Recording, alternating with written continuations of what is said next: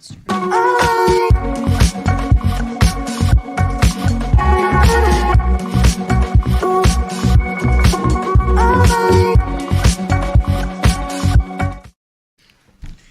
Good morning. Off to a roaring start. Good morning. Welcome back to the Dreamcatchers. We are here today for a What's Your Story at Bellworks today. Thanks for having us, Ming, Shared Universe. I'm Jamie, for those that don't know me. I'm a little raspy today, more raspy than normal because my 8-year-old decided to finally ride his bike yesterday and I was screaming like a lunatic. Welcome. That's the only reason why. And also, I just always sound like this. My sister Marissa. I'm Marissa. Hi, everybody. We've got a great episode of what I would call HP Pride. Care to entertain anybody with what HP means? HP is our town that we grew up in, which is pretty much the size of like 1/4 of Fairhaven, which is where we live now. No traffic lights when we were little, and then they added one, and it was like a really big deal. Harrington Park, New Jersey. Bergen County. Bergen County. Our friend Lisa from Harrington Park also is here today. And go ahead and introduce yourself, Lisa. Tell us your name and why you're here today. What's your business? And then we'll talk a little bit about how you got to where you are. Hi, thank you for having me. I am Lisa Troiano Ascolese. Lots of vowels in there. I own 2 real estate brokerages. I own Anglin Volker's Hoboken and Jersey City branches. I just launched a mobile staging app. I consider myself a serial entrepreneur. I am a mom now. Yes, she is. I think that's it. In that order. Those are all your titles. Yeah. So I love it. I think one of the things I'd like to kind of shine light on, it's been a while since I've said sentences like this, but in what we do or what Jamie and I do, where we've always been talking and coaching and promoting our network, it is really nice to just take a moment and think back to who you knew when you were small. Mm-hmm. Because at the end of the day, the roots that you put down on this earth, whether you like it or not, you know those people for the longest. And I don't think that's by accident. So it is an honor and privilege to have somebody that grew up in our town. Yeah. Granted, you were like 1 and I was like 17, but it's fine. No. I mean, close enough. Only 2 years behind me. I know it's really, really far behind me. It's fine. But anyway, my point is when you reconnect, it's an instant collaboration. There's a spark. And we've connected throughout our entrepreneurial careers several times. Like I remember being in your offices. Yep. I don't even remember what I was doing or punching on. It was probably Hoboken Mommies related. I have no idea. Related. But at the end of the day, the people you know are the people you know, and that doesn't change. And I think along the way, it's comforting. Yeah. It's comforting to have or be allowed to have conversations with people that knew you from back when. Yeah. And to see how you flourished. And also, we talk a lot about this, and we'll talk about it in a second.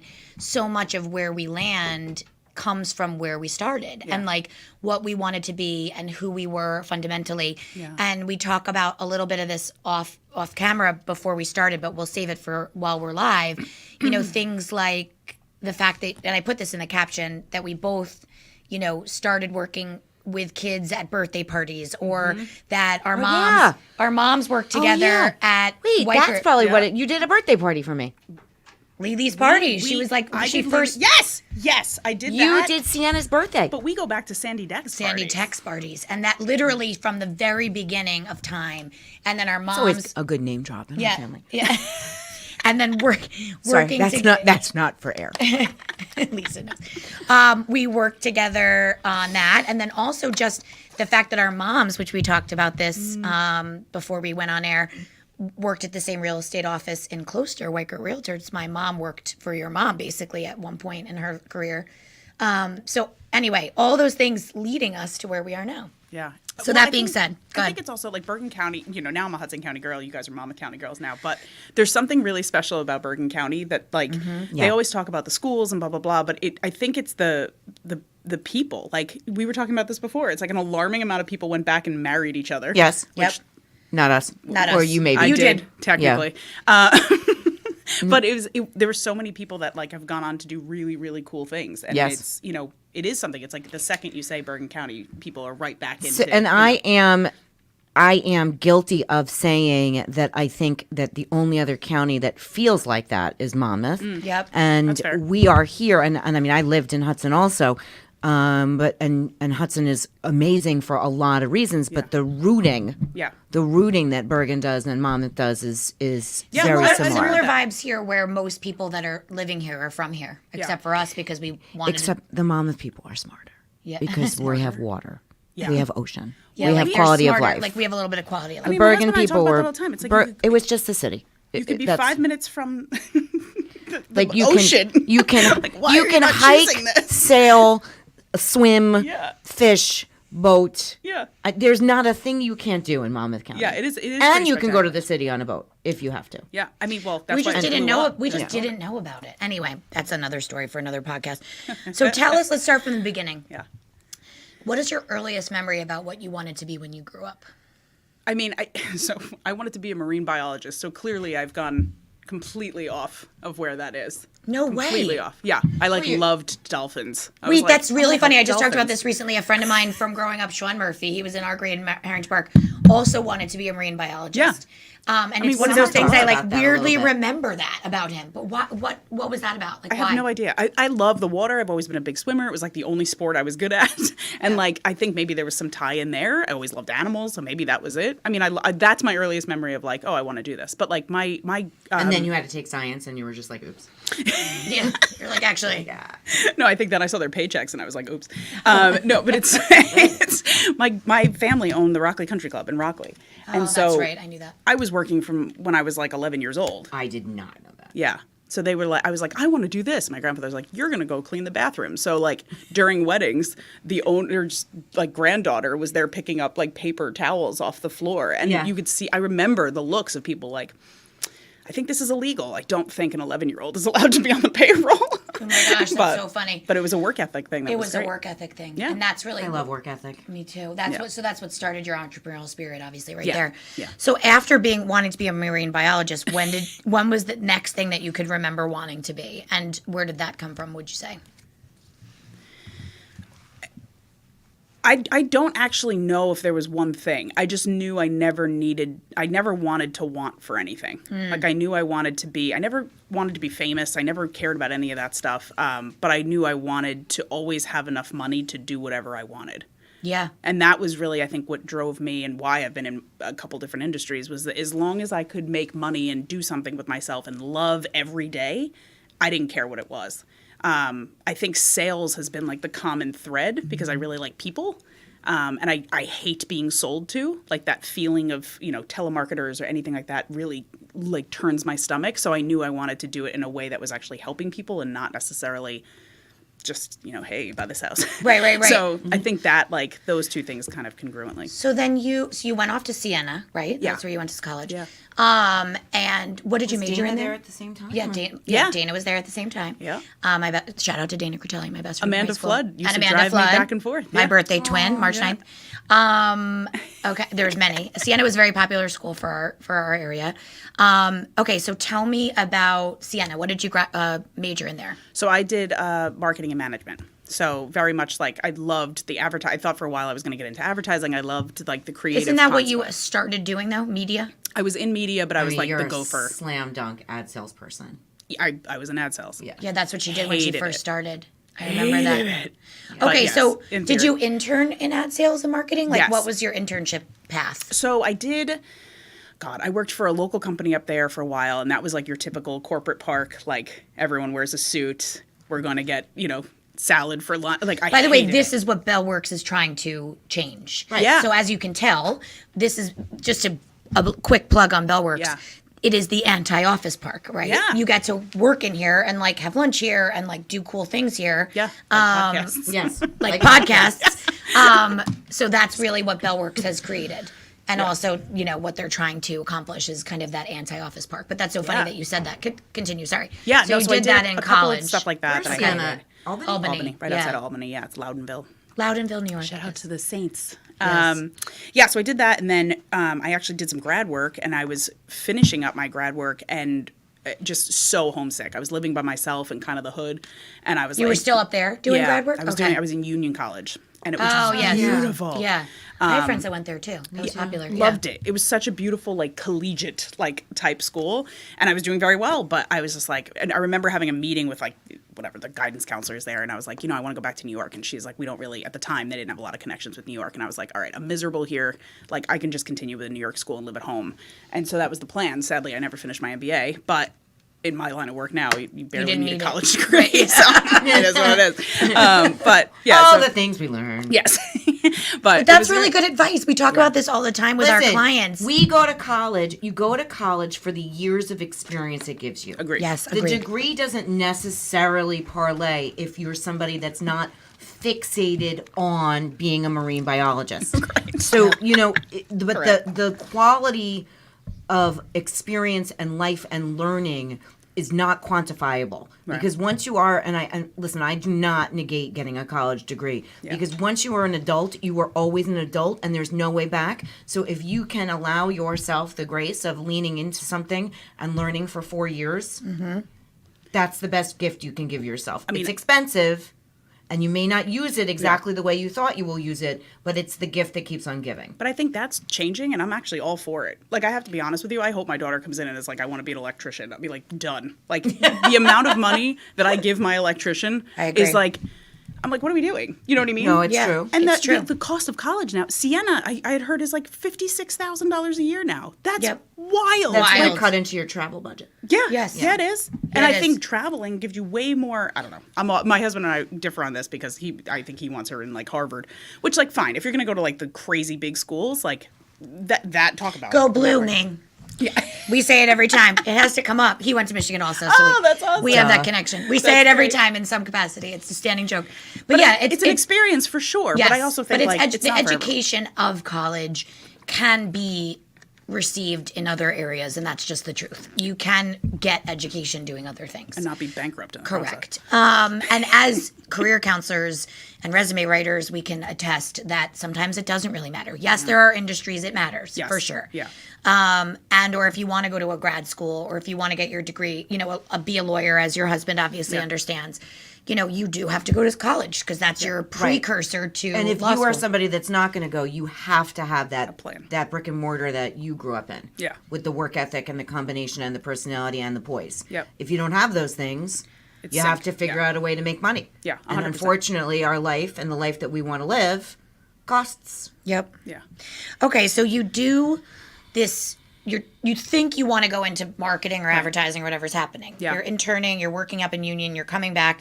What happened? How did you? What So started I ended now? up at a small company called UGO, which was this time the guy that started it was just brilliant. I mean, he had started MTV in Russia. He had done amazing things, and he created. We used to call each other like the land of misfit toys. Yep. The careers that spun out of this little loft in Soho was like unbelievable. And I still shout out to all the UGOers. It was one of the most incredible 9 years of my life, while simultaneously being the most frustrating. And I remember our CEO it was one open loft, so I sat 2 seats over from the CEO. He didn't have private offices, nothing like that. Like it was that whole like It was Google open. kinda- It was open yes. floor plan before it was supposed to be open floor plan. Correct. Yeah. And he had this open door policy. We could go to him and be like, "Hey, I have a business plan. Could you review it and let me know what you think?" And he was like, "Listen, if maybe I'll even invest in it." So it was such a cool incubator of like talent and just awesomeness. At the time, I was like essentially like going to get coffee for people. Like I was a glorified, I think my thing said sales assistant, but like I walked Right. in and got everyone coffee. And I showed him my plan for Lily's parties, which was essentially a shoot off of Sandy Deck's parties. Yeah. It was kids event planning. I just wanted to love life again. I just wanted to have fun. I was sick of like going in the long nights, like the schmoozing. I was over it. And And I remember meeting with you in the courtyard. Shout out to the shipyard in Hoboken. We went for coffee because I remember you reaching out to me saying, like, "Can you help me?" Like, we definitely met with Lisa multiple times over the course of I her career. remember I spent all that time And with her. this was before we were even, quote, Dreamcatchers and trying to help small businesses start. Yeah.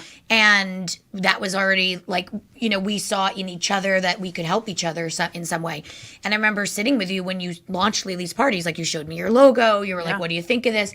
Do you think that anybody would do it?" And I think you were one of the first I was. parties. Yeah. What else is news? What else is news? That is something Shocker. that is very much something Shocker. that we would do. I think you planned Did you plan the martini, the mocktail party for her? 6 years old? Yes. I think Yeah, you did. yep, that was her. In that cute space that was on the corner of 12th? Yes. It was in your building complex. No one will be shocked that I was the mother of a 6-year-old that wanted a mocktail themed party. And that 6-year-old is obviously Sienna. Yes. Yeah. That's so funny. Okay, so you started So it doing was the either parties. 5 or 6. 6 was me. 5 or 6. It was 5 or 6. Yeah. No, 6 was the one that Kaylin made the Cake. The cake, was that 6? Anyway, it doesn't matter. So you planned one of our parties, and then so how long were you doing that? How long were you doing these Well, parties? so I'm in the room with him, and and I'm this is giving like him before social media, kind of, right? Okay. Yeah, and I'm in. It was like just starting. And certainly, it was Instagram. like Facebook was Yeah. the thing. Yeah. And I'm in the meeting with the CEO, and I'm immediately like sweating. I'm like, I just gave this guy my exit strategy. Like, what am I doing in here? And he closed it, and he was like, "It's great. What's the problem?" And I was like, "Well, I have a safe job here. I work for you. Yeah. Right. And he was like, I'm laying off half the company tomorrow. When you work for someone else, you're never safe. And I was like, even when I say it now, I get chills. Like, I was like, okay. And do I not have a job tomorrow? And he's like, no, I don't pay you enough. You're fine. And I remember being like, got it. And I went through 2 more rounds of layoffs, and I ended my career at Fox News Corp. And they had promised me, they were like, we're closing the division of the company, and you have been here for so long, you're going to get, they were like, what is it going to take to get you to leave? And I was like, well, what'd you give that guy? And they were like, 2 weeks for every year. I'm like, great, I'll take 2 weeks for every year. And I marched in the next day and immediately realized I wasn't getting to it. Like, there were just suits abound like everywhere, and they were just like, today's the last day. And I was like, what are you talking about? Like, it was like, where's my severance package? So in like the worst market ever, they were like, bye. And it's an experience that I never will forget, because I was like, you are 100% at the mercy of them, and you kill yourself, and you're trying to do, if you have any work ethic, and you're working so crazy for somebody else's dream. Yeah. And if they don't need you, you're just cast aside.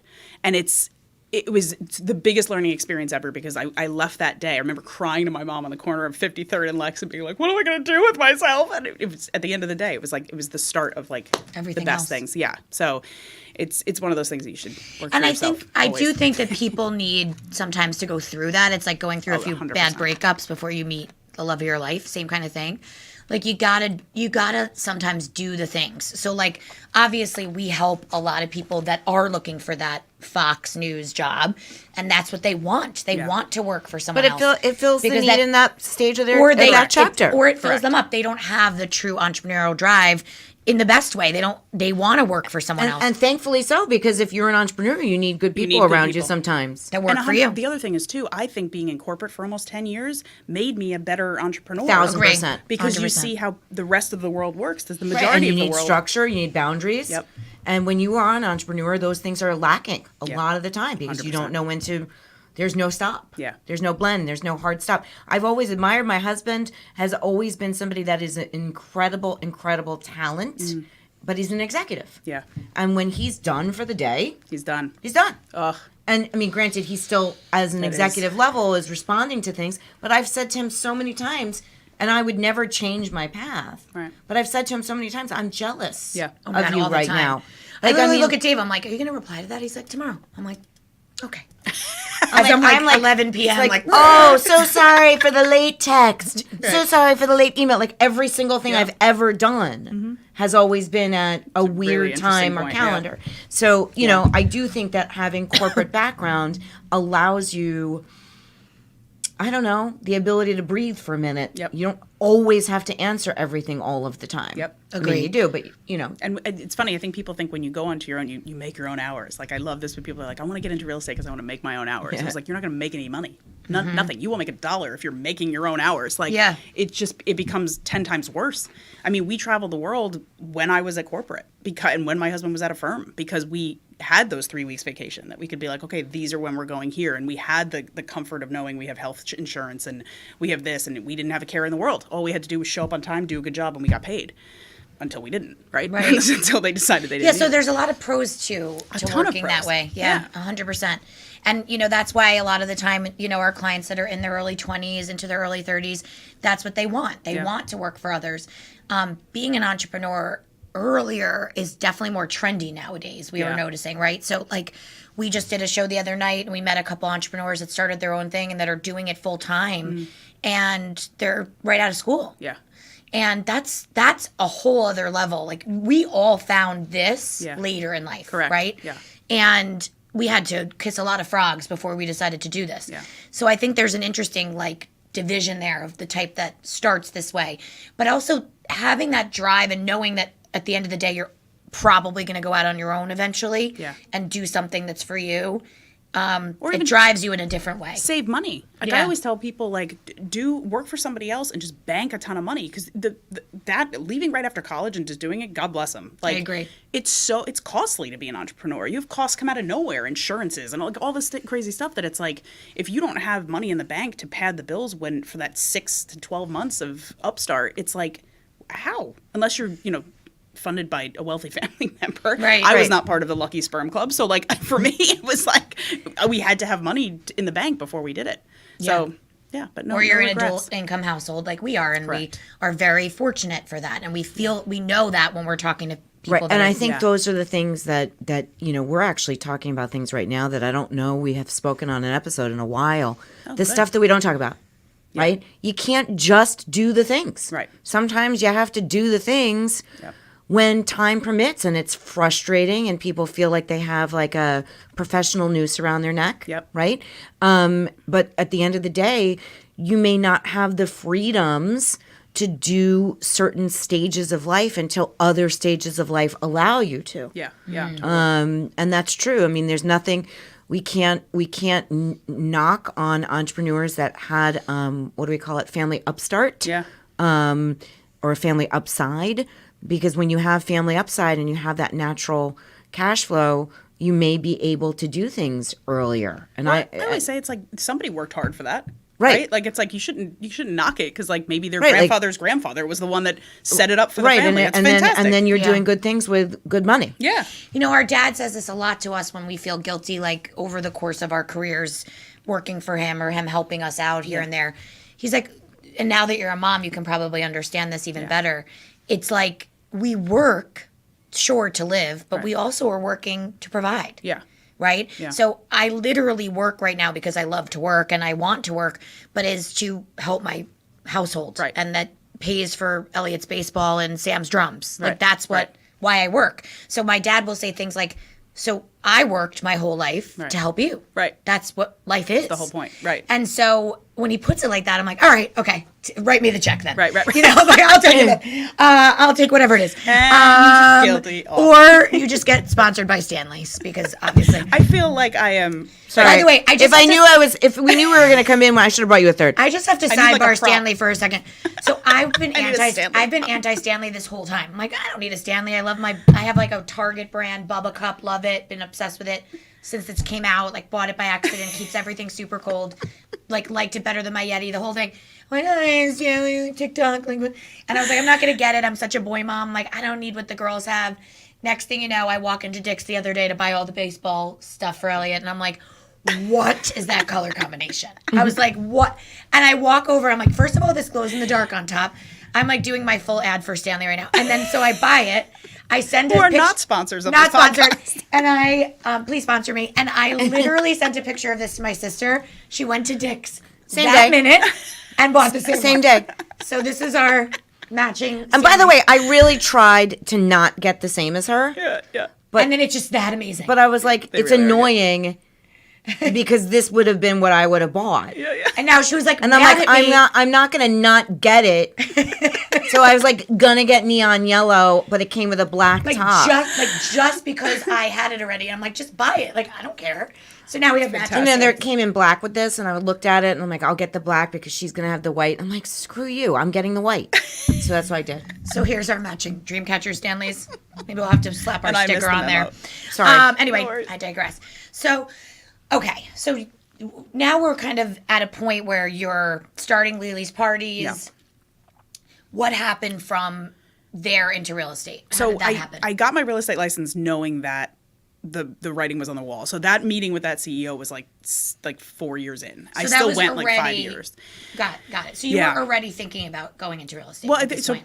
you mentioned our moms. Yep. My late mother was a realtor, and it was in our blood. It was constantly what we were around. And I was like, there were so many of my friends moving to Hoboken that I was like, I'll do a rental here and there and pad the bills. Like, Yeah. rentals in Hoboken at that point were like, now I also think at that time a lot of people were doing that kind of thing. They're like, "Oh, I'll just get my real estate license." just I get feel my. like- I mean, it's always honestly that- right now. I get probably 2 calls a week. Like, hey, I'm going to be a realtor. Can you help me out? And I was like, yeah, but "Don't like do I it." think you did it. I think you did it. I think you did it really like at a good time. It was like around the same Yes. time. Everyone's like, this was a very popular like how people now have influencer channels. Like this was like the thing to do to make money. Yeah. in those years. Yeah. 10, right. 15 years, 10 years ago.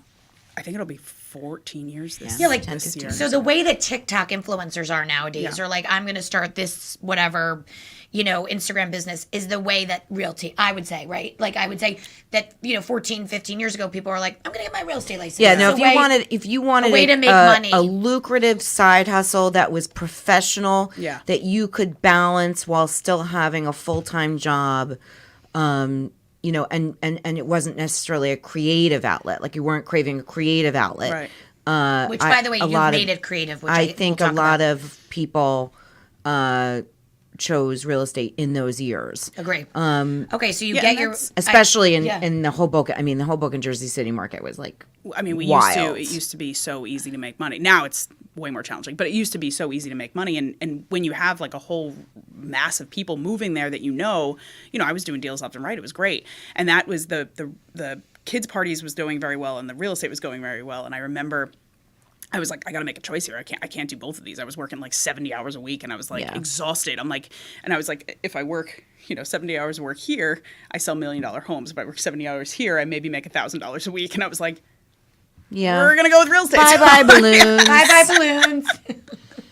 So I ended Thank up, you for the birthday party on Yeah. 12th and Bloomfield. yeah. I did that for a little while too. Blew up balloons, as my dad says. So I paid for the Michigan education for you to blow up balloons at Kidville. Yeah. Which, because for a hot second, I thought I wanted to also do kids' Yeah. birthday parties or open a facility like that.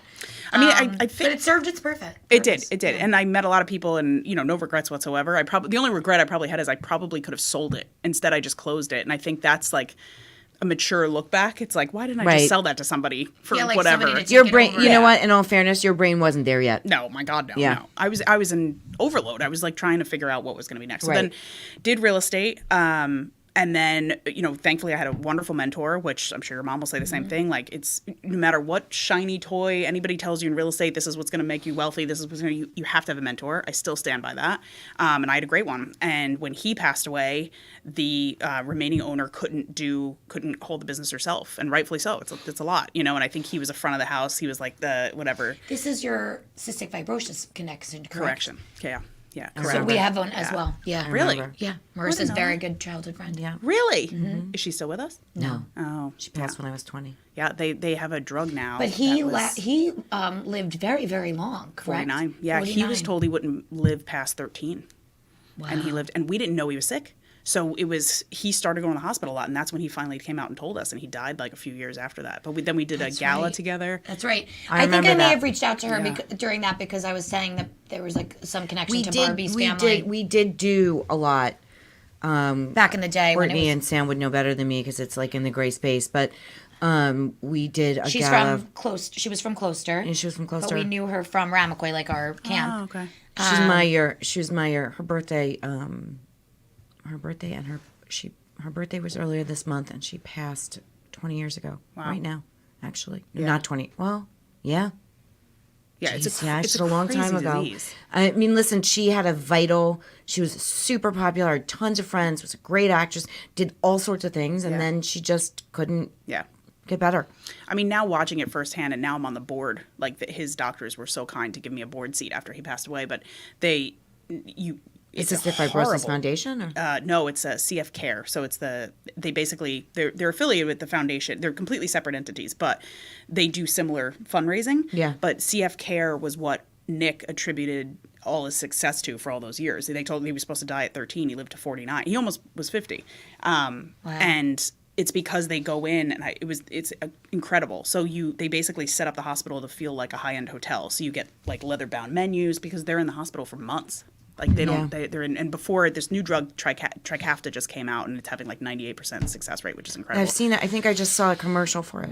That's amazing. Yeah. It is amazing. So he passed, and you were in the best way, in the right place at the right time to take over. So I wanted angel. nothing to do with owning a company. Your guardian angel. Yeah, I wanted nothing to do. And when he was So he's dying, still your mentor. Yeah, very much so. When he was dying, he asked me, which is, thanks a lot, Nick, like bold move, but he was like, don't leave, like just try and save the company. And I was like, are you kidding me right now? So this is your dying wish, is that I stay with the company that's literally falling, and it was a nightmare. So anyway, I didn't even think about owning, and then I was approached to own, and I ended up buying her out. And then during COVID, we expanded into Jersey City, and hopefully more expansion. So that's kind of how I ended up being an actual owner. And it's part of, explain a little bit for our listeners, because I think it's really interesting.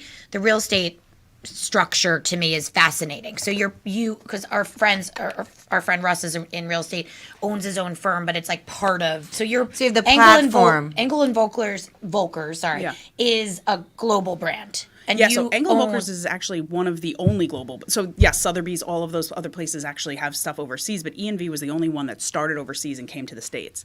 It's got a very interesting. So you started working there obviously before you were the owner. So how do you get how do you choose which direction you're going as a realtor? And then what would you say? That's my first question. But then the second is, what would you say is what makes this particular brand stand out in comparison to, if our listeners are interested in getting into real estate, there's so many different, it's so noisy. Many brands. It's noisy. noisy. It's very noisy. Yeah. And honestly, there's a different brand for every person. I mean, I think each brand has its own personality and its own values and all of that. And for me with E&V, it was we became, I should have probably told this before, but we were mom and pop. We were Empire Realty. And that was That's Nick right. and his I remember That's that. right. Yeah. Okay. And I loved being part of Mom and Pop. We had no additional fees. It was lovely. And when they turned into Anglo Volkers, they bought the franchise and then rolled everybody up into Anglo Volkers. And I remember I was so mad at Nick, we didn't speak for 30 days. And I was having what can only be described as I was having an adult temper tantrum. And I was like, you didn't tell me I'm one of your best agents. How do you not do this? I have signs everywhere. I have to change everything. I was just stomping my feet, having a nervous breakdown. And my first referral was the Mary J. Blige estate in Saddle River. And he was like, are we done now? Are you going to shut up? And I was like, yep, fully aware. Yay, Anglo Volkers. Just never looked back, because the stuff, it just opened doors for me that at the time the mom and pops couldn't provide. I think now mom and pops are really expanded and they do really amazing things. But at the time, it wasn't like that. And so the connections with this company, the global aspect at the time, I was on a plane, like you were saying before, 8 weeks, every 8 weeks we were flying somewhere. So it was, to me, it was exactly a good match. They're not pretentious, but it's super high-end stuff. The agents that work there around the world are just really top brow people. And it's hard in this industry. It's a lot of, you don't technically need a college degree, going back to the college talk, to be a real estate agent. So there's very low barriers to entry, and you get people with all walks of life, which I think is the best part about it. But you also, I think they just said the average realtor last year did one deal. Well, it's rough. impossible because the percentages for mortgages are so high. Those, and that we have no inventory. So it's we're dealing with and now they just came out with something Friday that's going to decimate a lot of people's careers. But it's one of those things that sorry, super positive. Skip that. Wah, wah. Edit. No, it's all right. We can talk about that if you want. No, I mean, Yeah, so don't. Okay, let's skip. But no, it is a tumultuous industry. I mean, every industry is. I feel at this point, we talk about cable, we talk about media, we talk about. I mean, it's tough out there. Yeah. In general. Yeah. So We don't live in a time anymore where you're going to start in a career and work 40 years without it being a ridiculous madhouse all the time. Yeah. So I think the wisdom of having grown up and done a couple different things, and now, as you approach this next fallout or windfall or whatever's going to happen now with the government changing this, that. Yeah. It's just another bump in the road where you learn how to pivot or manage or do something differently, which is a blessing and a curse in comparison to the generations before us, where we just got up, did our job, did our work, which maybe was good for balance, but not good for fulfillment. I don't know. Yeah. But we live in this world, so we have to live in this world. Yeah, we were the last industry, I think, that wasn't I call it Uberized. You know what I mean? It's Blockbuster had Netflix, taxis had Uber. Here we go, Lisa. Tell us how you're Uberizing your business. That's your next thing.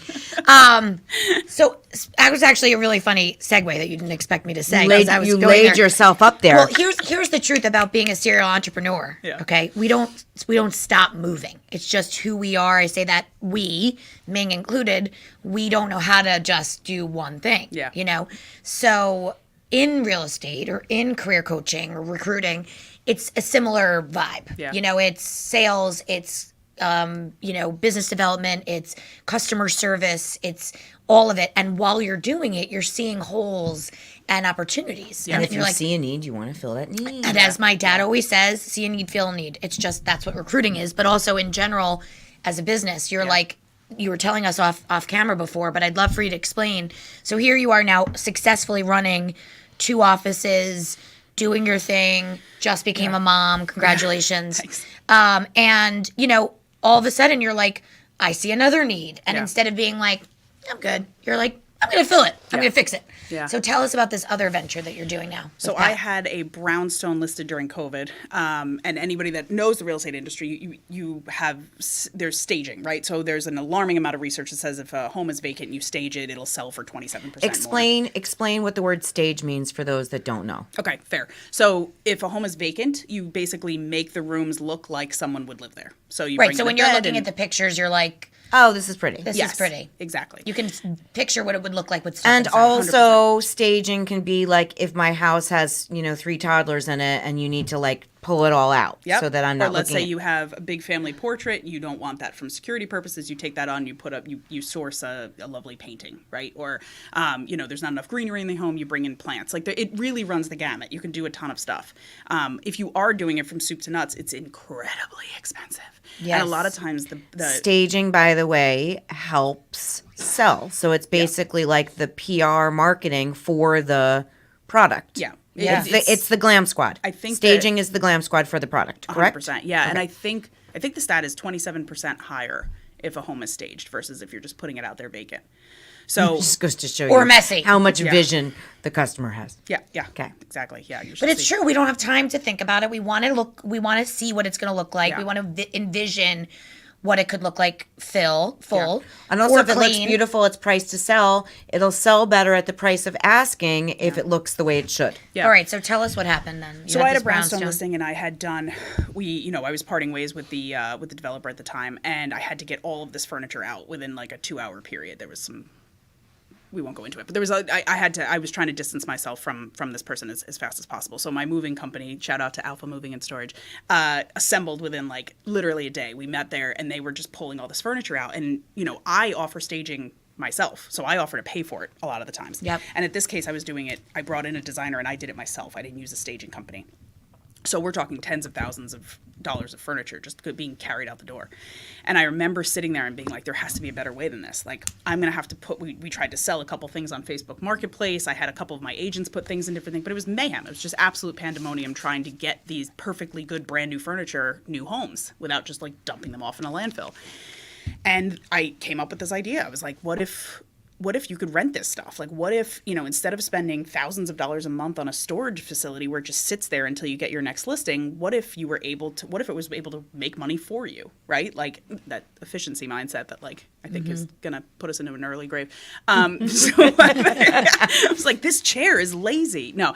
So that's where Restage came. I brought it back to my husband, who usually tells me I probably have 9 Other business ideas. Yeah, that a you've week, sidelined. and Yeah. he's just like, and God bless him, he just sits there and he's like, whatever, and he perked up and he was like, I think you have something here. And so through UGO and people we knew, they put me in touch with developers out in Jordan, the country, and we developed it over the course of a year. We self-funded it, and now By the way, sidebar, went back to her original, UGO was your original job, correct?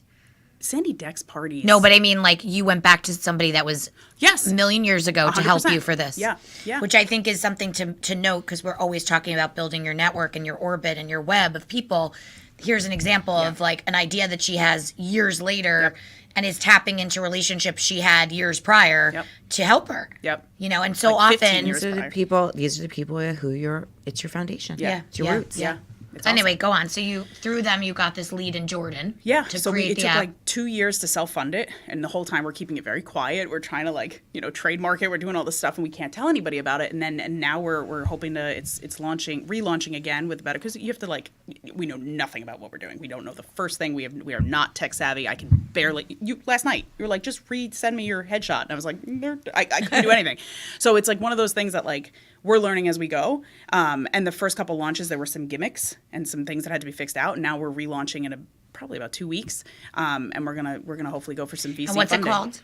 It's called Restaged. You can follow us on Restaged. Instagram. Actually, is a good way of looking at it. It's Restaged Amazing. Official. I love this. I so think it's much. so So cool. smart. I actually told my mom about it because I thought she would appreciate it. Just from now, she's So teaching 2-year-olds. restage. but- So let's say on Friday I'm hosting a birthday party, and I don't have Lily's parties to plan it. for I you. don't have Lily's, I'm And you glad to never be will together. again. But I need maybe another table or some chairs, and I could look on Restaged and see if anything's in my vicinity. I guess my radius. Yep. And I could borrow from somebody else. So Yeah. it's actually renting it. So essentially, think of it as the Airbnb for furniture. You have a couch. Everybody's got a storage facility, especially if you live in an urban environment that's full of stuff that you'll never use again. Yep. But you can't get rid of it for some reason, right? So let's say you have a couch, and if you put it on Restage for $5 a day, and then people search, oh, I need a couch. Maybe I have family coming in for a month, or I have family coming in for a night, and you just rent. Or the thing. my furniture's delayed, which was happening very Oh often. my God! Great point. Yeah. When you're moving into a house, our friend just had a couch that took 6 Actually, months that's to come in. the best way to market it ever. Yep. Oh my God. Yeah. There's my a great friend idea. Kate, Yep. our friend Kate didn't have it wouldn't be a fridge. Yeah, our friend Kate didn't have a fridge for a fridge for 2 years. Yeah. But a couch that's on delay, or you're getting something custom and you need somewhere for your kids to sit. And instead of buying something cheap and then getting rid of it, Yeah.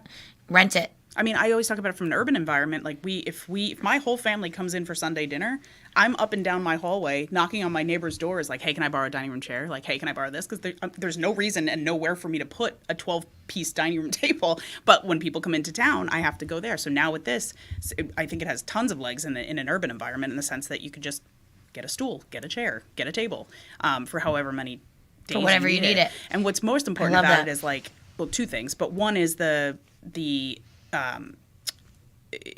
realtors, it's so expensive, so unless you have a really established business, it's really hard to do it. So it kind of levels the playing field. So the agents that are just starting out now can offer staging, because it's going to cost them a couple $100 versus a couple $1,000 if they have the eye Right. for it. So that was really where it came Yeah, a from. lot of people could use Right, it. because ideally the consumer is a realtor.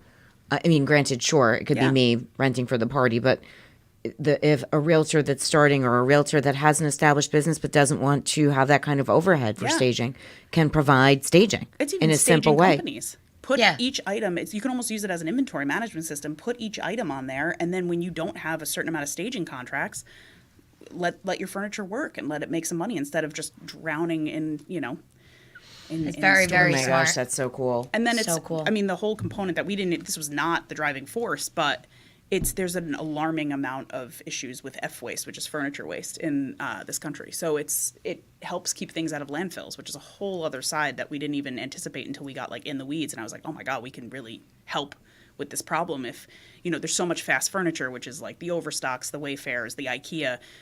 Half that stuff, maybe you're sick of it, or you're only using it for your kid in college, but that now has another life somewhere. Maybe another kid in college can use it, and you can either rent it or sell it on Restage. Yeah, I love this so much. I was thinking about how That is a really cool sustainability factor. Huge. Yeah. huge, Which is 'cause, really important I mean, now. you were saying how it was kind of a sexier Facebook marketplace, which I think is so smart. We in Fairhaven, we have, Peninsula swap sites and furniture swap sites yeah. where, my kid's bunk bed is somebody else's bunk bed. Yeah. I just picked it up off her porch and paid her a few $100, you Yep. know? And that stuff happens all the time, but you also have to kind of trust the person, and you have to Yeah. you have to go there and get it. This is you're vetting and then renting furniture for people. I think it's so smart, and you don't necessarily need to be on a Facebook page to do it. Yeah. I think it's really, really cool. I'm excited Thanks. for you. Yeah, that's Thank you. amazing. So we have a couple of other things we need to touch on here. Go. I think for our listeners, well, two things. three things. I think it's super fun to call out that even though your business is in the New York City area and the Hudson County and Hoboken and Jersey City, you're also somebody that's spending a lot of time in our area, which I think is important. Low inventory. Yes. I think it's important to show or call out your business here locally. Thank you. So I'm going to allow you to talk about that. And I also think, we talk a lot about balancing work life and parenting and all this other, jazz. And I think that you came to motherhood a little bit differently. You can say that. And I think it's refreshing. I do. I think it's refreshing. And I think for those newer parents out there, it actually might feel healing to hear your point of view. Yeah. Which was, this was not my plan, but hey, what's up? Yeah. Yeah. Yeah, because I think so many of us. What's your daughter's name? Alara. Alara. Alara is such beautiful. a beautiful name. Okay, so to start, you now own a home also in Asbury Park, so you live down here also. Yep. So you spend a lot of time in our area. Yeah. And hopefully whatever that looks like for your business, I think that's amazing. Yeah. In fact, I learned that via Instagram. And then I think I saw you on like the boardwalk in Asbury Park, probably like drunk at See Her Now. I was like, Lisa? Or no, we were like at dinner. I saw you. I've seen you a lot of times We at run Asbury into Park. each other a lot. I love it. Yeah. And it was, I think that was it. We were at Pascal and Smith. Yeah, I was like, will you take my picture? Yeah. She took my picture. I'm like, I feel like you take a good angle. But okay, so we're talking about first your connection to Monmouth County. So obviously we're here and a lot of our listeners are here. So tell us a little bit about what drew you here. Like what made you decide to buy property there? Very frankly, Asbury Park. So it was, I get high on my own supply. So I actually really believe in buying real estate. We have a home in Rhode Island that we rent out full time. And then we have Asbury, which is kind of like our safe haven from the crazy city life. And then we own our place in Hoboken. And like, as soon as I can afford something else, I want to buy something else. So it's one of those things that like I really believe in. And I do get high on my own supply. I do really believe that you should be buying real estate. It's a great way to transfer wealth, yada, yada, yada. So on my days off from real estate, when they occur in the rarity that they occur, I look for real estate. Like you will see me going up to the Catskills and trying to find a cabin. And like, that's what I do for fun. So I was in Asbury Park and this was like, I think we've had that house for 6 years. But I had started looking there like 8 years ago and it was not what it was as early as 6 years ago. Like, yeah, it's it was crazy to still the kind of change. Yeah. I mean, it was that Ocean Club was not there. It was not as pretty as it is. Like it still is a pretty rough area in some spots. But I saw it. Like I can't explain it, but like I knew when I walked in there, I was like, this is going to be a gold mine. Like, and it was very much us. Like we love kind of that rougher vibe. We love music and a huge live music thing. And so that's what really drew us in. And I remember walking in and our realtor, who was the listing agent of the house, I walked in and I was like, I'm going to make an offer. And he's like, well, why don't we just go see a couple since it's your first time in Asbury Park? I'm like, we can see however many you want, but this is my house. And I remember calling Pat and he's like, no more houses. I'm like, we got to buy this thing. We got to buy this thing right now. Like, and now looking back on it, the interest rates are crazy now. We would have never been able to do it. So it's like our sanctuary. We're there almost every weekend in the summer. We try and get down. We were just here this weekend. We try and get down as much as we possibly can with work. I mean, obviously real estate, I'm working on the weekends a lot. And now with a baby, it's harder. But Monmouth County is special, man. It is. You guys have something very special down here. And I've, grew up in Bergen County, living my life in Hudson County, and with a minor split into Hudson County. And it's just, there's something about, you just exhale. I don't have anxiety down here. Yeah, it's true. It's just like, whew, and it's intoxicating. It's I think one of the best counties, frankly. We couldn't agree more. I mean, listen to her words. It's so true. And maybe that could be our quote when we post It's this. intoxicating. It is intoxicating. We absolutely love it down here, and we talk often about how we would never trade how we grew up, ever. Yeah, no. But we feel so lucky to be raising our kids in the same small town way. Yeah. 6 minutes from the beach. Yeah. Done the end. There's something about, and I think you've posted about this, there's something about if you're having a crazy day, to be able to walk Toward the water and just listen to it is just like, it's I do amazing. it. I do it as much as I can. Often I forget to. Yeah. It's like people that own a pool in their backyard and they say they never use it. Yeah. It's like the ocean is my backyard. Yeah. And there are days where you're like, it literally, I'll say to her, just drive to the beach. Yep. Let's just drive to the beach. Yep. Well, Will you come with me when fast you- so that we can inhale like the sea air? When you get out into nature, it reminds you you are just one small thing in a much bigger thing. Yep. And the ocean, I think, is the most powerful way. Yeah, and there's Very a lot to of receive ways. that. And you know, if you're listening to this and you don't live by a water, like there's so many ways nature can help, like hikes and things like that I do really believe help. Fresh air in general. For me personally, We just do that less because we have ocean. Right. Sorry. For me personally, Not to brag. Totally. Not to brag. For me personally, like I went into the woods yesterday and then I stepped in mud and I was covered and I was like, okay. Cover me with sand. Right. I'm like, Cover I'll me take with sand sand. and ocean water any day. Yeah, But sand and salt. so our friend Meredith, who just had a beautiful show over the weekend that we helped do some vendors for, shout out to In Good Company Dance, Meredith Koloski, a friend of Ming's as well. She taught us how to meditate years ago. Yeah. And I used to be, and I talk about this often on the podcast, but I used to be very resistant to meditation. Same. And she came on a yoga retreat with us, with our dear friend Tootsie, we talk about all the time here too, and explained that meditation is just breathing. Yeah. That's all it is. And just pausing. Pausing. Yeah. You could do it in the shower. You could do it sitting right here. You could do it in your car before you pull away. You could do it for 5 minutes in your driveway before you go inside. Because Literally. that's what used to make me so angry is I would sit there, I'm like, I'm not doing it You're right. not doing Like it right. that And type you A, get like- 100%. You get in Shocker. your head. And so By the way, you know what happens when I meditate? I fall asleep. Yeah. Like true meditation is hard for people, but what Meredith talks about is that meditation is just like a refresh of air, right? So you think about like waves of the ocean. Yeah. Comes in Yeah. and goes out. And that's all that it is. Yeah. And if you sit at the ocean for 5 minutes Yeah. and watch it go out and watch it come back in, Yeah. it just does something for me. So for me, it's my meditation. I don't do it as much as I'd love, but it's so amazing that it's right there. And I think you're 100% right about how intoxicating this area is. Are you by the water, Asbury House? No, sadly, we actually my realtor was gay, and he's like, you're buying in the gayborhood. It's basically up in this like amazing little corner, and it's probably 13 blocks from the beach, and it's all the way in the corner, and it is you Are cross you by over. Ocean Grove? No, in the opposite direction. Okay. And it is beautiful. I mean, it's like beautiful lawns and like everybody. We have a porch fest because all the porches are big yeah, I and love beautiful. porch It's fest, just it's unbelievable. I wonder if I've driven I'm in Asbury a lot. I know, but I'm never I never get myself lost on the little nooks and cranny roads. Well, Yeah, I we mean, should do don't. that. Like, I'll get lost on your nook and cranny I'll road. give you some nooks and crannies to get lost at. But you're now. Did you join? Are you part of the Saint Laurent? Yes. I'm part of the Saint Laurent. It's so awesome there. It's beautiful. And that was actually, I mean, good segue into motherhood. That was like a wonderful, like healing stuff because we went the nanny route and because I had a bad birth. So I needed a lot of like help and whatever. My mom's not with us. And so we didn't have a lot of family help. So basically we would take the nanny down on Fridays and I would go to the Saint Laurent and just sit there and like work from the pool. And I can't from a mental capacity thing. I mean, that place probably saved my life because you could just sit there and like have a cocktail and like a beautiful lunch and like go in the pool. And then I would come back and be mom and my life would be crazy. But it was like 3 hours of the week that I knew I could be old Lisa and just kind of chill there and like regroup. And I love that. Great.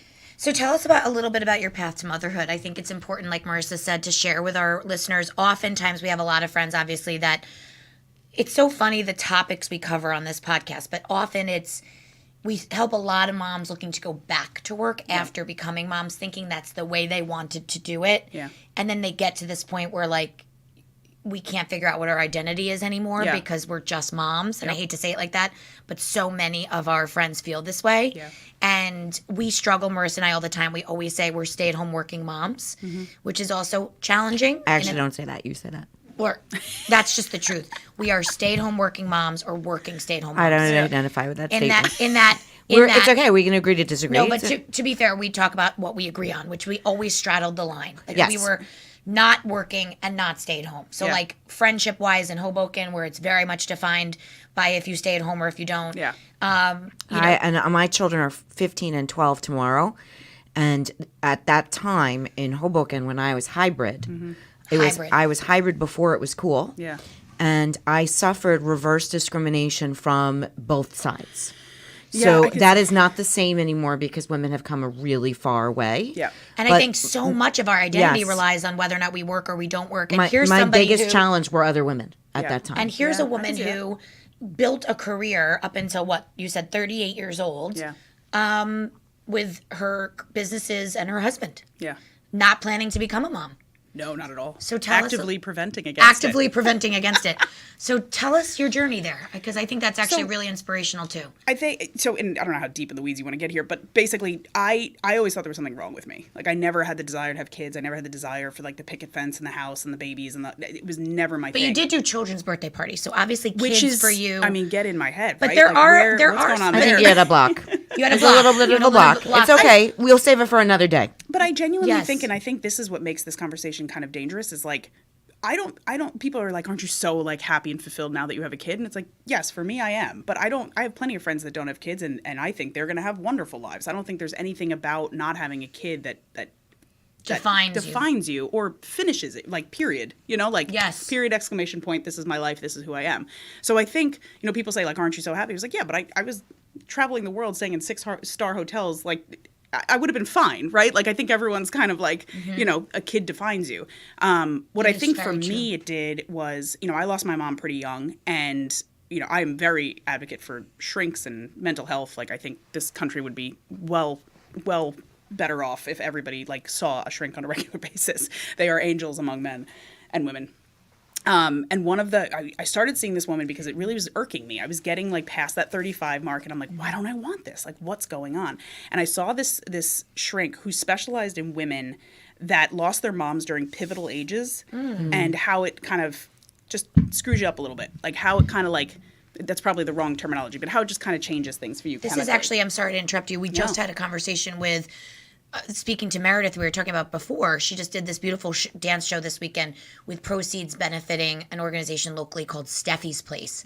That, shout out to Steffi's Place. We love what they're doing. We want to get more involved with them. And they literally talk about mental wellness in group settings for loss specific to what you lost, who you lost, and when you lost them. Yep. And like their group settings would be for, young women who lost their moms at whatever age, and what that looks like, and how you grieve that. And there's something really interesting about what you're saying. Yeah. That could have been part of your, even though you didn't realize it at the time. I don't remember when you lost When she your mom. died, I was 30. I was 30. My brother was 26. My sister was 20. Right, because your sister's so much sister, younger. baby. Yeah. So, yeah, and I think Anyway, go on. No, So I you started seeing a therapist about. Yeah, she was kind of like a grief, like, but I wanted, like, again, that type A personality, like, just sitting around talking about my feelings wasn't going to work. I wanted, You wanted like, a solution, get in there. yeah. Like, I wanted actionable items, and she gave them, and I saw her for probably like a year and a half, but nothing changed. I didn't want anything anymore. And then I was opening the Jersey City office, and my very good friend, who was supposed to be the manager for the Jersey City office, calls me, and she says, she said, this is Tiffany, for anybody that knew her. She was like, I have terminal cancer. Like, that's how she just calls and was like, I have terminal ovarian cancer. And I was like, excuse me? And she was like, I can't take the job. I was like, I need like 25 minutes. Yeah, I got to call you back. And I grabbed the dog and I ran to the water. Again, with the water, I'm sitting on the water. And for some reason, while I'm sitting there, I like said a prayer to my mom. And I was like, I am done putting my life on hold. If I'm supposed to be pregnant, just make me pregnant. Put a baby in there. I don't care. We weren't trying. I was on birth control. I mean, when I tell you it was whatever, I missed my next period. Wow. And it was, I don't know what you believe in. I wouldn't say that I'm overly religious in any way, shape, or form, but there was something else at play there. It was almost like, okay, this is what you need right now. And so for me, like, she filled a hole that did. You're right. With the crying. Come on. I'm not crying. I'm just listening. I just took a deep breath in the I microphone. welled up. Sorry, I did. I like that. I like the story. And she, my friend lived Pisces, there. sorry. We opened. We didn't tell anyone that she was terminal. She opened, and she was a trooper. She was there as much as she could be. She died 6 months later. Wow. And my daughter and I had an interesting way into this world. And I think, one of the things we were talking about before is it's a very hard transition, especially someone who, and I'm just going to say it like this, they didn't want kids. It wasn't something that was like driving force for me. And now I absolutely love it. She's the light of my life. She's like you said before about your sons, she's the reason I do everything. And I'm so glad it happened, but it was never on my radar. And it is a hard shift, especially when your entire Your world mother knew is better. Yeah. Yeah. I think Wow. another podcast is how many incredibly important people to you have enriched your life and then vacated it. Yeah. Vacated is a nice one. So Now, also, as many people know, I'm a believer Your mentor, that your mom, your the partner. relationship doesn't end when they leave. No. You just can't see them anymore. Right. The way that we used to. But Yeah. life gives and takes, right? So Like the ocean. right. So your daughter arrives when other people left. And it's not under the qualm of a shoe's dropping. Right. Like it's not that. It's just the natural stages of life. Yeah. And although yours didn't necessarily follow exactly the way a 16-year-old dreams up. Right. It's not like it didn't. Right. In hindsight, when she is celebrating her 10th birthday, which by the way will be here in a sneeze On your birthday. on your If birthday, you share a birthday. Obviously. Despite my best efforts. I mean, if that's not your mother, please, I'll wait. Yeah, Okay. I know. So, but with that such full body chills, there she is. Got it. So, you realize that you'll look back and be like, oh, Yeah. this all made sense. Yeah. I think it's also and I think you can attest this too, when you're type A and you're female and you feel like you have something to prove and you feel like you're going after this crazy dream and you're constantly going, you become a control freak, whether you like it or not. You default in a control state of like, if I control this, if I do this, if I get this and this, if I put this on or whatever. And then if there's honestly, looking back at my short 41 years of being on this planet, it's every time that life just happened to me, incredible things happened after. And yes, they were horrible things, and they were, things I Yeah, really like worked you on were my worst talking enemy. about your business, Yeah. right? You tripped into owning this business because of tragedy. Yeah, 100%. And it was, forget even Travis, it was his wish. Like he would say this dying wish, and I was like, oh my God, well now I got to do it. I don't know what the hell I'm doing. I never wanted to own a company. I don't even know what I didn't want to own a brokerage. But if you really just stop and not try to control everything, it's pretty amazing, the twists and turns your life takes. So, with all of this ups and downs, I love that. And that's usually our next question is what your superpower is. Yeah. And I have a feeling So, that pretty well, much is. I was going to say, Yeah. I wanted to know how you felt or how you would define as a superpower. I also wanted to see if there's anything that you do on a regular basis to keep other than seeking out your therapist, but your mind right, or to stay inspired. Yeah. I mean, I know shopping for real estate and balancing your life and the Sudoku puzzle of all of it, I'm sure is very inspiring. But is there anything that you seek out to do that you would think would be helpful to others? And then also, I think I know what your superpower is, but I'm curious to think if you've ever thought about it yourself. Until you sent the questions, no. But I would say resiliency. I think Literally Yes. was what I was going to yeah, say. and that's not to say that these things happen and I'm running up and down smiling. I mean, I think you get to very dark places, and to be able to pull yourself out of them is a superpower. You feel like superhuman at the other side of it. So whoever's going through something, just know there's another side. Well, of it. I also think that you have a very interesting way of words. So you're brave in your word choice. Oh, thanks. And I think when people are grieving, we all will leave here. Yeah, We all can't stay. yeah, There's no way out. right. So we don't know when that's going to be, right? So you have had very important people to you leave before you would maybe be ready for them to just, Yeah, pivot. And you couldn't control And you it. can't Right. control it. it's the lack So of, your resiliency is strength yeah. Thank and a you. superpower. Thank yeah. I agree. I will wear that badge for sure. I agree. I love think that. and I think when you said it until you sent the questions, no, in a lot of our work that we do now, we talk about superpowers with people because I think that in and of itself can help define the type Job of choice. careers that we want to have. Look at resiliency. Yeah. Can you be a real estate agent, a if broker. you can't deal with the fact that deal fell right through your Yeah, fingertips no. after all you that have hard to work? just You pick can't. yourself up and do it You again. need a thick skin immediately. Immediately. And I think it's something you can develop. and you got to be I able didn't to have it. you got to smile at the next person. Yeah. Like Yeah. are we going to make a lot of money or are you going to screw me over? Right. Which one? I don't know. Yeah. So I think resiliency is an unsung hero in general because I don't know a lot of us business development salespeople struggle with it. Yeah. Right? How to get back up. Yeah. But you have to innately be able to, or else you can't do this. Yeah. You just can't. So So the other thing that we like to talk about that I think is fun, and I might be mindful of time because we've been on for a bit, is you live in two different places. Yeah. Jamie and I built this really fun concept, our crush, so to speak, and we help people think through job search and career based on their crushes. Okay. I would love to hear some of the brands or businesses in either this world, the one we're living in, the Monmouth County one, or globally, or Hudson County, or out in the World Wide Web, if you will, that you believe are doing great jobs, that you depend on, that you couldn't live without, that you admire, that you aspire your businesses to replicate. Things that, I like it when people do macro and micro. Yeah. Like, for instance, I cannot wait to get the salad that's across the way. Right. Here. Broad Fork. Broad Fork. I've been thinking about it since, like, last Monday when I had it. So, like, little things like that where, what fills your tank?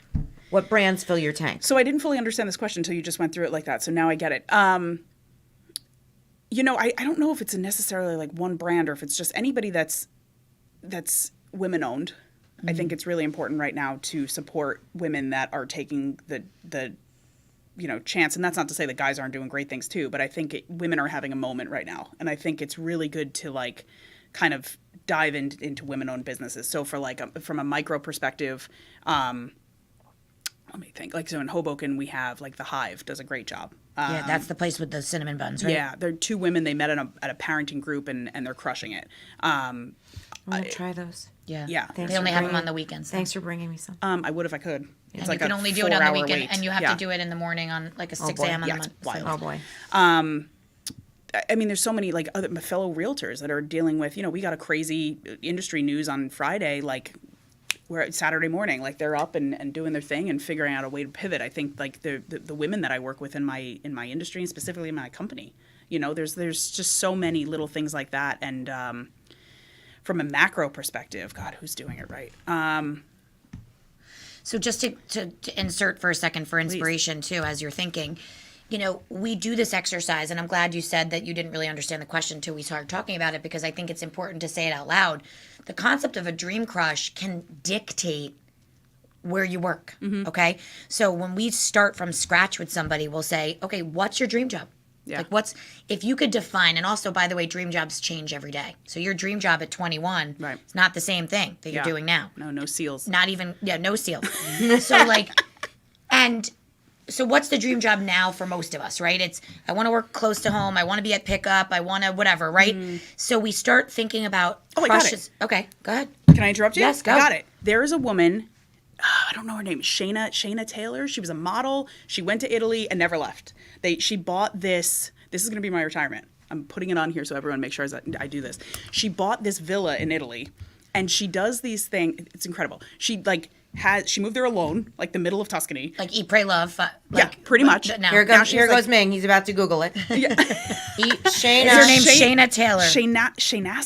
Shayna Taylor. Oh my God. Not MD. And she now Not the wrestler. Model. She changed her whole Italy? life. Is There this it- her? This is Shayna her? Therese. Yes, that's it. Yeah. Okay. Let me see if this is her. That's her. Okay. This girl goes into middle of Italy, right? Restores this villa and does, the Italian way and just kind of shows everybody how she wine tastes. She's got a Look at her. winery on there. Yeah, well, Look at her. now she has a Yeah, boyfriend, so that's a okay. whole other thing. But look at her dogs. She's got ducks. Like, this woman is in the middle of Italy just totally left the world behind doing and did the this. thing. But what's crazy about this, because I don't think I could do this for more than a month and then I would start losing my mind.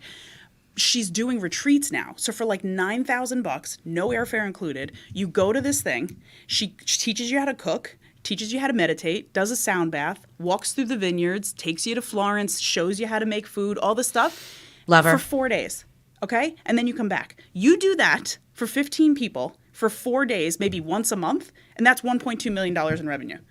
And I'm like, this is the key to life. Yes. She has my dream life. Yes. So this is my girl. So the reason why I love this so much, because now we're on our website, the reason why we love this. Oh my God, is look at like, this. Serene Soul Art. Let's go. We're all going to Umbria. We're going on Shayna's luxury. How much is Shoot. this? It's now. We're supposed to be there. Oh, it's right now? But think about doing Sheena, this. How much you would left this us possibly behind. It's right now.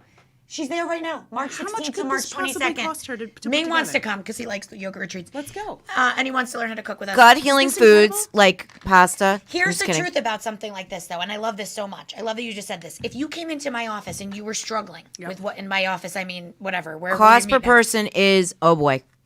Okay. Okay, That those doesn't euros. include That's airfare. 10 grand. All right, it's a lot of money. But here's the thing. But look at what she's Regardless, making. this is a perfect example of what we would say to somebody. Okay, are you following her on Instagram? Yep. Are you connected to her on, in this case, LinkedIn or wherever you're connecting? Right. Are you maybe This looks like a 50th birthday hold trip on. for me. If you're are you designing your Instagram feed to kind of look like hers if that's something that you're trying to do? This is inspiration for your career and you don't even necessarily think about that, right? 100%. You're looking at it like, whoa, this girl's got it going. Like Yep. this is what I want to do. This is how you make money. But And like she has great hair like you. yes. Oh, thanks. But you could get She's get gorgeous. closer to this just by following along. And that's the beauty of the digital age, right? We did not grow up. We talk about this all the time. In a time where you could go on her Instagram, go on her website within 2 seconds. We were like calling the front desk. There was no the fact that this generation has the ability to look on this woman's website and Instagram within 30 seconds, find something career inspirational about what she's doing, and maybe take even 1/50th of it and incorporate it into their search, their life, their business. That is how you find the dream job, is you combine Shayna, that's a beautiful sweater. all of these things It's a beautiful sweater. into your It's search. like handmade with the sheep. Yes, Of course, she probably she's made it definitely- herself. she made it She's herself. probably a class at her Yeah. course. Yeah. Please. So point is, that's a perfect way to wrap and talking about how you can do all of it and you still can find inspiration in somebody like this that's doing something completely different, that maybe there's something on here that you will incorporate into your life. And how about the fact that she's successful, launching an app, has a new baby. Now we're back to you. Right. No, We're I'm off just saying. Shayna. We're off Shayna now. But Sorry, can Shayna. still say, We love you, Shayna, but like, you're let's doing go back great. to Lisa. Ciao, Bella. So what I was going to say was she can still find something to dream toward. Yep. And I think that that's super important. Like, we don't stop dreaming. Yeah. I think when you're young, you feel like you're supposed to be like a certain place or a certain time or all this stuff. Whoops, bye, Stanley. But I think here you are on top of this like pivotal moment. You're having a moment, and yet you can still Looking look for to the next her. moment. Yes. Yep. Looking for And the then next that's the moment. And blessing that and the doesn't mean curse, you're right? not living in the present. Yeah. It just means that when this present no longer feels comfortable, you admire that present. Yeah. Yeah, and I think the last question we didn't get a chance for you to say, and I want to go back to it quickly to wrap, would be if you have one piece of advice. It doesn't have to be one. Ours is always keep dreaming, never give up, all of these mantras that we say, whether it's a mantra or a piece of advice. She's that got one. You're like, I'm ready She's for this ready, one. ready, We ready, didn't ready, get ready. to say this part because I think that's a really good way for us to marry all of what we just said together. So Yeah. what would you say is your Don't settle don't settle? for anything. For a bad man, for a bad life, for Yep. for mediocrity if you want exceptional, for anything that you want, you can make happen. And to put on what, like when we were kids growing up, you had avenues. You were going to be a doctor, you were going to, or in that field, you were going to be a lawyer, or in that field, you were going to be in marketing. We had labels on everything. Now kids can do literally anything. Anything. You can monetize anything for better or worse, right? So there's so much you can do. You can if you have a dream of what your life should be, no setback in your life, and trust me, I've had a ton, no setback should keep you from that dream. You should 100% not settle. See, you can catch any dream. Sometimes you just need a little Lisa love. You know what? I think I got to leave. I'm sorry, Jamie. I'm out. As we're building our dream, Marissa's about to start. Whoa, let's go, Shayna. Marissa's on Shayna's mean- retreat. But no, that's exactly what we preach every single day. Yeah. Every dream is catchable. And we provide you with the tools to get there because you still need a resume and a LinkedIn profile and a plan. Yep. So I will give you guys a little love right here before we wrap, because I know we have to go. Since you posted and tagged me, I woke up to like 12 new LinkedIn follows. So Look at us. the beauty I of will the give you that. Dreamcatcher effect. Yeah, it was pretty amazing. Listen, this We've was been dreamcatchering for as long as we can l- remember. I mean, but now literally. we're doing it for real. I love it. Well, thank you for having me. Thank you for being here. It's This so was much fun. I can't. awesome. Broadfork, we're coming for you. What? Broadfork. Oh we're yeah, coming. Broadfork. We're gonna go get lunch. Toss, getting thank those you. salads. We're getting it with Thank romaine. you to Lisa. And Thank you, guys. and where can people find you? What's your Instagram Oh handle? God! So It's at myhomeboken.com, Like instead or of- at myhomeboken. Love it. Restaged official and at EV Hoboken JC. is the real estate brokerage. Those are all a little bit hard.